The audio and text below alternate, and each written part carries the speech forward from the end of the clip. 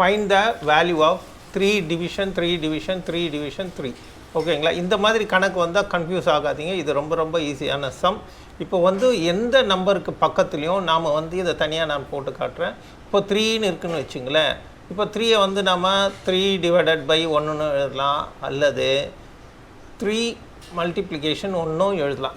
இது எப்போவுமே ஒரு நம்பர் கூட நம்ம இப்படி எழுதலாம், நம்ம வசதி நமக்கு தேவைப்படும் பட்சத்தில். ரைட்டுங்களா? அப்போ இந்த மாதிரி பார்த்தீங்கன்னா 3 டிவைடட் பை 1 டிவிஷன் இப்படி இருக்குது. ரைட்டுங்களா? எல்லாத்துக்கு கீழே நான் ஒரு 1 போடுறேன். போடாமலேயும் போடலாம், இருந்தாலும் உங்களுக்கு புரியறதுக்காக போட்டிருக்கேன். இப்போ 3 போட்டிருக்கோம். அப்போ எல்லாத்துக்கு கீழே இந்த 1 1 1ன்னு நான் போட்டேன். இப்போ பொதுவாக இந்த டிவிஷன் ஒரு டிவிஷனுக்கு ஒரு டிவிஷன் வந்துருந்தால் அதை வந்து தலைகீழாக மாற்றிட்டோம்னா பெருக்கல் சிம்பிள் போட்டுக்கலாம். அப்போ இந்த டிவிஷனுக்கு நம்ம ஒரு பெருக்கல் சிம்பிள் போட்டுட்டு இதை தலைகீழாக மாற்றிடலாம்.